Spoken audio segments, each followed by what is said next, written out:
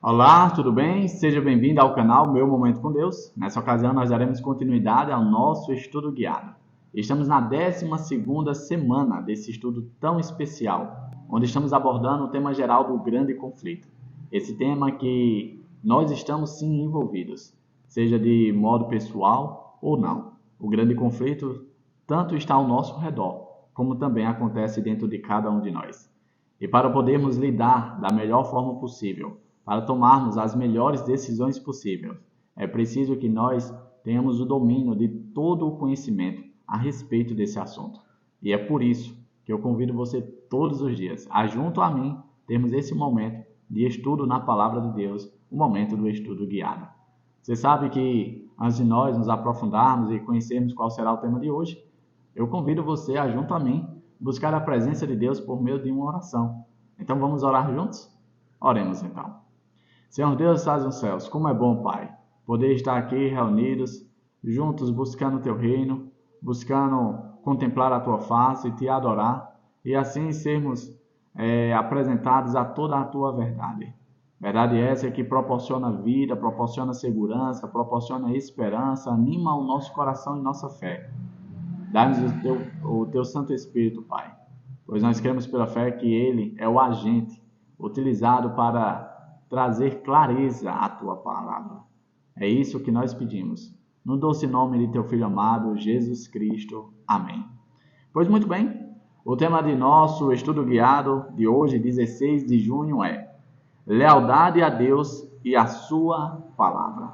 Uma das coisas que está para acontecer nos eventos finais, ou seja, antes que Jesus volte a esse mundo, antes do segundo advento de Jesus, é que o povo de Deus será colocado à prova no aspecto da lealdade à palavra de Deus.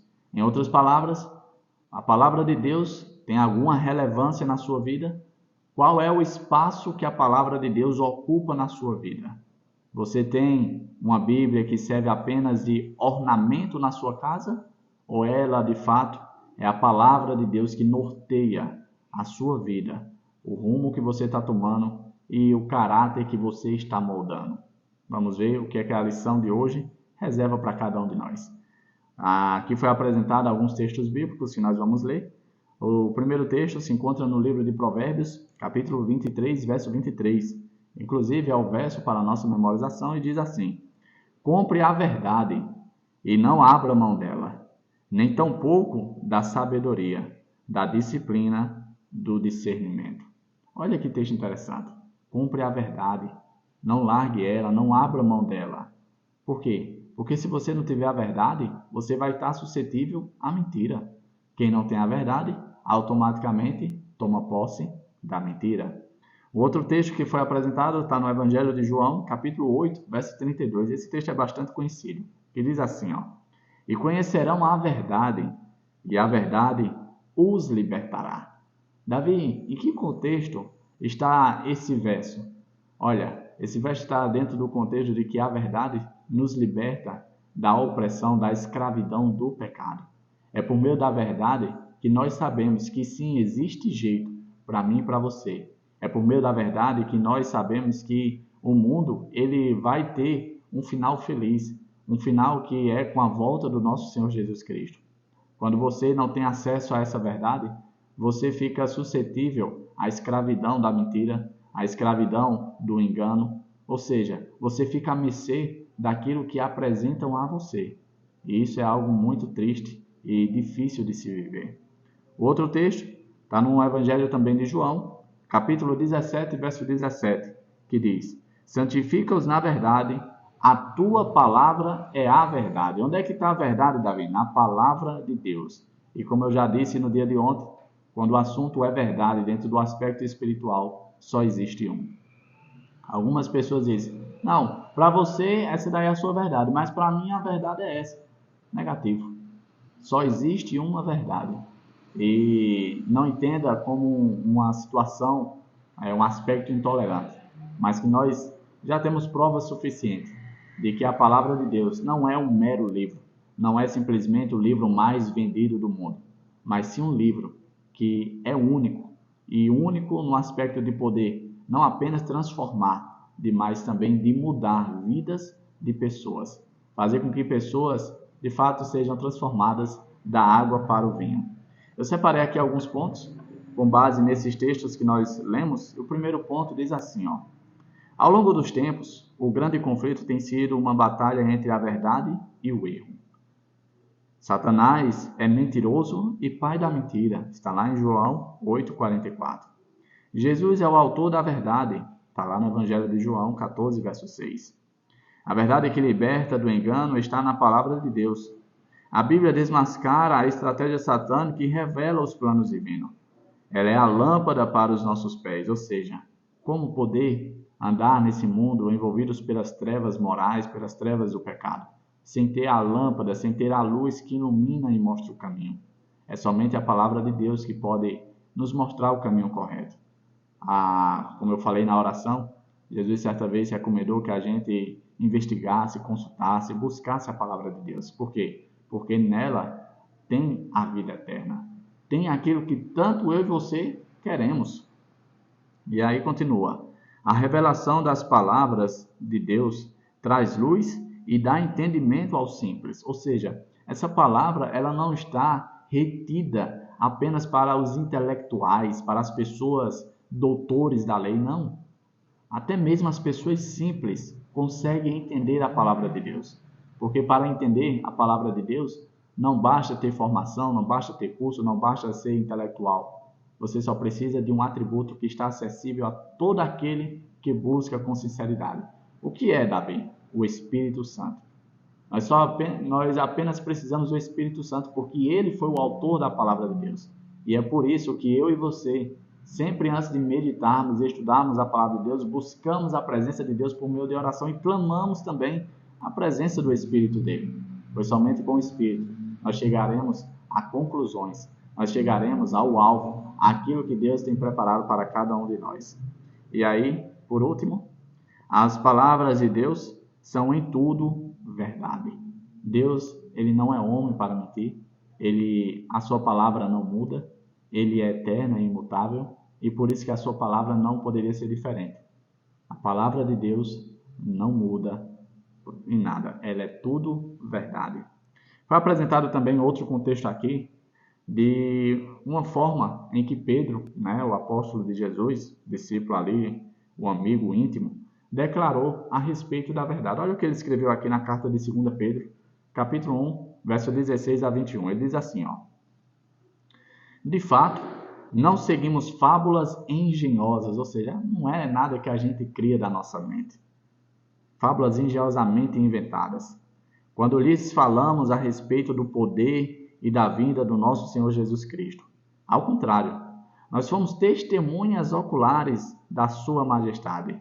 Ele recebeu honra e glória da parte de Deus Pai, quando, de suprema glória, lhe foi dirigida a voz que disse: este é meu Filho amado, em quem me agrado. Nós mesmos ouvimos essa voz vinda dos céus, quando estávamos com ele no Monte Santo. Assim, temos ainda mais firme a palavra dos profetas, e vocês farão bem se a eles prestarem atenção, como uma candeia que brilha em lugar escuro, até que o dia clareie e a estrela da alva nasça no coração de vocês. Antes de mais nada, saibam que nenhuma profecia da Escritura provém de interpretação pessoal, pois jamais a profecia teve origem na vontade humana, mas homens falaram da parte de Deus, impelidos ou inspirados pelo Espírito Santo, o Espírito de Deus. Olha que declaração magistral de Pedro. Ele diz, olha, algumas pessoas pensam que o testemunho que a gente dá acerca da história de Jesus, acerca do retorno de Jesus, é algo inventado da nossa cabeça, como se a gente estivesse alucinando. Não, não é. A gente testemunhou, a gente viu, a gente ouviu o próprio Deus falar. Aonde, Davi, que Deus falou? Lá no Monte Santo, no momento da transfiguração, em que estava ali Pedro, João, e o outro discípulo que me fugiu à mente aqui, se eu não me engano, Tiago. Eles estavam ali e testemunharam Jesus sendo transfigurado, eles testemunharam a presença de Moisés e Elias ali, fortalecendo o mestre. E ali Deus falando, olha, esse é meu filho amado em quem eu me agrado. Esse é meu filho. Olha que coisa interessante. Pedro, ele estava dando testemunho daquilo que ele tinha vivido, daquilo que ele tinha experimentado. Algumas pessoas têm dificuldade em entender o cristianismo. Algumas pessoas têm dificuldade em acreditar que Deus é real, que Deus existe. Mas sabe, como eu disse no dia de ontem, só é possível chegar a essa conclusão da existência real de Deus somente aquele que experimenta Deus, aquele que dá, vamos dizer assim, o voto de confiança de ter uma relação real com Deus. Aquele que fica no âmbito da dúvida, do questionamento, infelizmente ele não vai chegar a conclusão nenhuma. Mas aquele que se propõe em dar o espaço devido para conhecer a Deus, para poder Deus fazer parte da sua vida, com certeza essa pessoa vai chegar à conclusão que todos nós chegamos. Deus é real, Deus existe e Ele é verdade. Um ponto interessante que Pedro concluiu nessa sua declaração, ele disse o seguinte, olha, a profecia que foi apresentada a nós, ela é verdadeira. Por quê? Porque ela não veio de fruto de imaginação humana, não foi de interpretação pessoal, ou seja, algumas pessoas têm a Bíblia como algo criado por seres humanos simples e normais. Não. Essas pessoas foram instrumentos de Deus, sim, inspiradas pelo poder do Espírito Santo. Algumas pessoas pensam, como foi, Davi? Será que era o Espírito Santo que soprava no ouvido dele, ditando as palavras? Eu, particularmente, não creio dessa forma. Eu creio que eles, sim, utilizaram da sua vivência, do seu dia a dia, mas sim inspirados pelo poder do Espírito de Deus. Ou seja, o Espírito Santo iluminava a mente deles com o contexto, com o assunto que deveria ser registrado. E ali Deus foi preservando o material que seria uma bênção para mim e para você. Material esse que seria a luz para os nossos passos, para os nossos caminhos. Eu separei aqui mais alguns pontos com base nesses textos. E o primeiro ponto é exatamente isso. Não seguimos fábulas engenhosamente inventadas. Sabe? Quando nós decidimos pautar a nossa vida espiritual por meio dos ensinos bíblicos, a gente automaticamente cai por terra essa declaração. Por quê? Porque nós vivemos o assim diz o Senhor, e não o assim eu penso, o assim eu acho, o assim eu imagino. Muitas pessoas têm se pautado pelo assim eu acho. Não, eu acho que o correto é assim, eu penso que é assim. E o que diz a palavra de Deus? Você não leva em consideração? Você não dá espaço e lugar na sua vida? Pense nisso, reflita nisso. Onde está a palavra de Deus na sua vida? Outro ponto, sem a Bíblia, seríamos deixados aos caprichos da opinião humana e seríamos facilmente enganados. As Escrituras Sagradas são apresentadas ao povo de Deus como a proteção contra a influência dos falsos ensinadores e o poder ilusório dos espíritos das trevas. É por meio da palavra que eu e você chegamos às respostas de tantos questionamentos que surgem à nossa mente. Será que é assim mesmo? Busca na palavra. Faz como os bereanos, que ouviam a pregação de Paulo e quando chegava em casa, consultava na Bíblia deles. Vamos ver se aquele pregador ele está falando ou assim diz o Senhor. Vamos ver se o que ele disse está de conformidade com a palavra de Deus. Hoje muitas pessoas têm terceirizado o seu momento com Deus, têm terceirizado a sua relação com Deus. E aí ficam se questionando, olha, a minha vida espiritual não está legal, a minha relação não está legal, Deus não me ouve, Deus não me escuta. É claro, você não conhece a Deus, você não tem uma relação com Deus. Como assim, Davi? Eu assisto o sermão, eu faço isso, eu faço aquilo. Você precisa de um momento particular entre você e Deus. Deus deseja isso. É tanto que, de várias formas, é apresentada a analogia de que ele está buscando o ser humano. E lá no livro de Apocalipse, de maneira mais singular, ele diz, eis que estou à porta e bato. Se você abrir a porta, eu vou entrar na sua casa, eu vou ceiar com você, eu vou passar um momento com você, eu vou ter um momento agradável com você. Só é preciso que você abra a porta. Deus está desejoso de se relacionar comigo e com você, numa relação que é baseada na verdade. Por quê? Porque existem muitas pessoas disfarçadas de bons moços, de boas moças, achando que são mensageiras de Deus, profetas de Deus, mas que estão levando muitas pessoas a caminho de morte. Muitas pessoas estão sendo enganadas porque estão deixando aquilo que é dever de cada um de nós. Ou seja, é dever nosso conhecer a verdade por conta própria, não por outras pessoas. Davi, eu não sei, eu não entendo. Busque a Deus. Busque a Deus de maneira sincera. Revele a Ele, Senhor, eu quero te entender. Eu quero entender as tuas palavras, eu quero te conhecer. E Ele vai se fazer conhecido a você. A palavra de Deus é bem clara. Quando você me buscar, você vai me achar. Quando você me querer de todo o seu coração, você vai me encontrar. Deus, Ele não tem prazer em se esconder dos seus filhos. Pelo contrário, quando o primeiro casal se escondeu, Ele foi em busca de cada um deles. Olha esse outro ponto bastante interessante, e será o último ponto para nós fechar o estudo. Diz assim, ó: em breve, o último grande engano aparecerá diante de nós. Veremos o anticristo realizando seus atos miraculosos. A contrafação se parecerá tanto com o verdadeiro que será impossível distingui-lo sem o auxílio das Santas Escrituras. Somente aqueles, olha, preste atenção nesse ponto, somente aqueles que têm fortalecido a mente com as verdades da Bíblia poderão resistir nos últimos grandes conflitos. Todos terão de passar pela prova decisiva. Obedecerei a Deus ou aos homens. Eu encerro esse nosso momento de estudo guiado fazendo a seguinte reflexão. Nós vamos passar por uma grande prova antes que Jesus volte. Haverá uma pessoa chamada de Anticristo que vai prefigurar a volta do Senhor. Ele vai ter poder para fazer milagres, sinais e prodígios.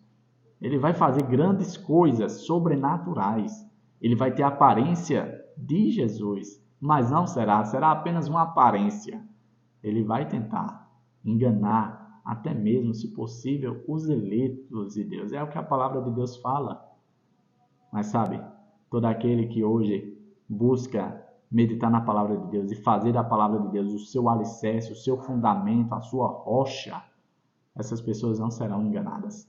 Essas pessoas saberão distinguir entre o verdadeiro e o falso. Por isso é tão importante, por isso é tão relevante a palavra de Deus na nossa vida. Porque, como já foi dito, repetido e refrisado, nós precisamos dela, porque ela é a verdade. E contra a verdade não há argumentos. Tá certo? Que Papai do Céu te abençoe, te proteja de todo mal. E claro, que Ele te ajude a ter prazer na palavra dEle. Porque é bem verdade que esse mundo mau, a nossa tendência pecaminosa, faz com que a gente se afaste desse livro tão maravilhoso e que produz tanta vida em cada um de nós. É isso? Até a próxima e tchau, tchau.